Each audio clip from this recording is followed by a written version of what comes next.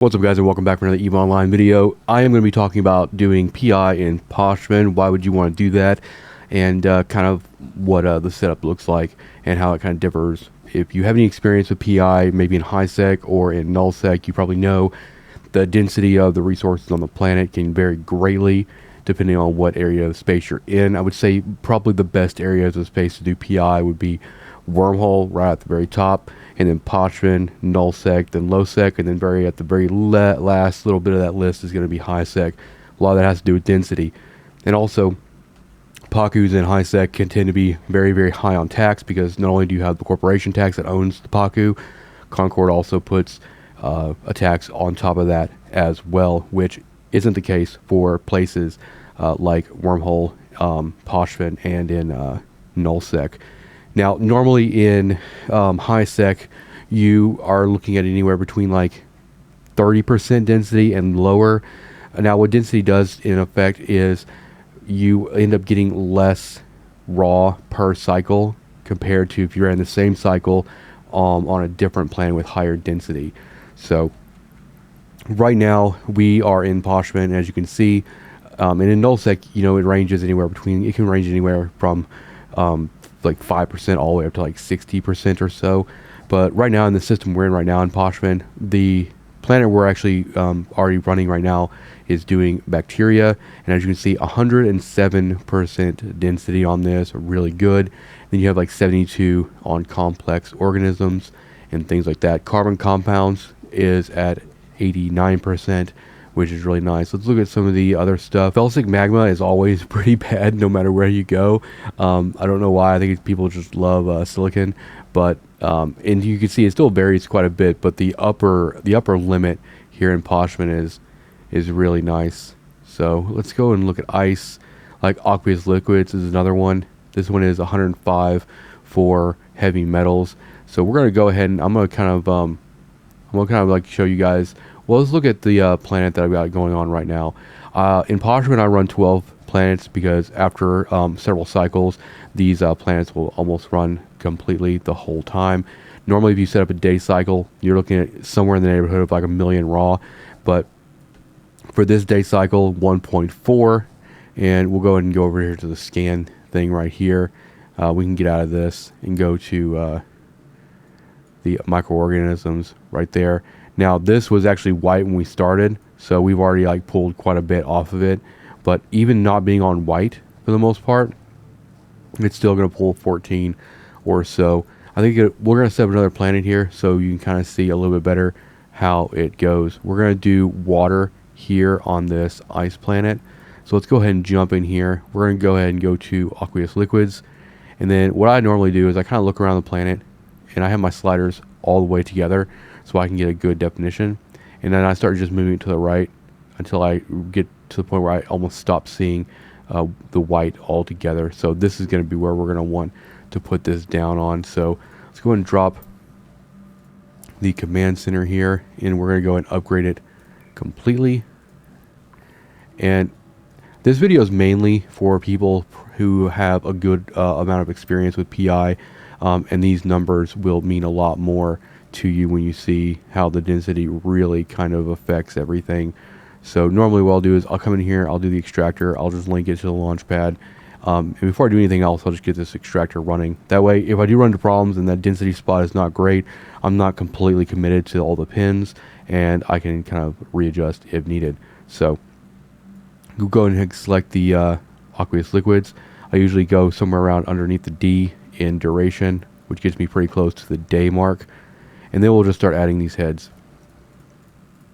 I usually run all 10 heads for all this stuff. And I usually center them right here, and then just try to like make a pretty close pattern with all of it, and kind of keep an eye on the raw. We're already at 1.5 million, and we don't even have all the heads over the hotspot yet. So we're at 1.6. So 1.5, we're going to probably hit 1.5, 1.6. You can also adjust this as well to kind of just see where it is actually going. So like if I bring it up like that, I can immediately see that this one would be better suited over here. And then this one would probably be better suited up here. Making sure we have no overlap. So 1.5 on a day. Now, just for the sake of testing, we're going to go up to 3 days. Normally, if I'm setting up an extractor planet, if I can get 3 days or 3 million out of 3 days, then I'll run that instead of 1 million at 1 day. So we're going to kind of spread this stuff out. Now these, it's probably better to actually check at 3 days and then go down so you don't have to reposition too much. This is going to give a little bit better coverage of this hotspot for the most part. And then we're just going to kind of do the best we can to kind of evenly distribute these heads. So one looks good to go there. We'll put another one over here. And then probably that one right there. No overlaps. 3.1 at 3 days. Passes all my checks. And we're going to go here and just go ahead and route it. And that usually hits submit there before I even move on to the basic factory thing. Now let's go ahead and look at what we're going to be getting per cycle. This is going to give us 142,000 units in the first cycle. That's going to be an hour. So we can do that math. Each one of our factories every hour is going to use 6,000. So there's no reason why we shouldn't be able to facilitate these 12 factories. The only other thing that might keep you from putting 12 factories on this planet is the radius, which can drastically affect the length of the links and the resources that are required. So because of that, what I try to do is I try to put all 10 down like this, and then I'm going to link all these together, and I'm going to make sure that we kind of have a good at least 10 factories set up going here, and we kind of look at our power load here.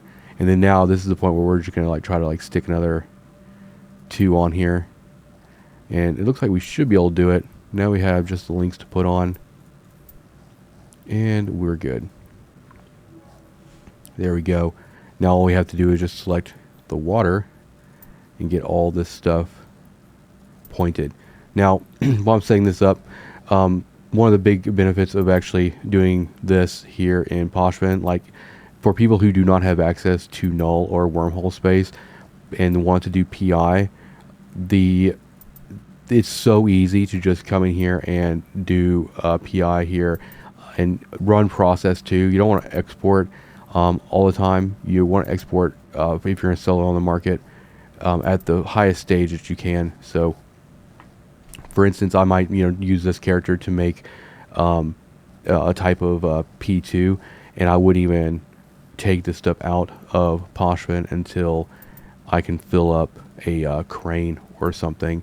And that's the other benefit too, is like we don't really need to dock. We can kind of sit in space all day. We're using D-scan. We're just kind of hanging out. And then in that blockade runner that I use a crane for pretty much all PI for the most part. I carry up my my filaments and stuff to get in and out, and just kind of chill. And most of the time, the character right out here that's doing mining will also have this crane out here that will allow us to just do something a little bit extra other than just mining. So there you go. That one is set up, and that one's going to produce quite a lot more than in the high sec, and in most cases it's going to produce a lot more consistently than PI in null sec as well. So if you are into PI and you kind of enjoy seeing these kind of numbers and you want to try out doing this, like I said, it's very easy. Like I'm sitting out here 100k off of the star, cloaked up and just kind of chilling. And when I'm done, I can just go dock in my NPC station and come back the next day and check it all out. But hope you enjoyed the video. Thank you for watching. Hit the like button, hit the subscribe button, and I'll see you guys in the next one. Peace out.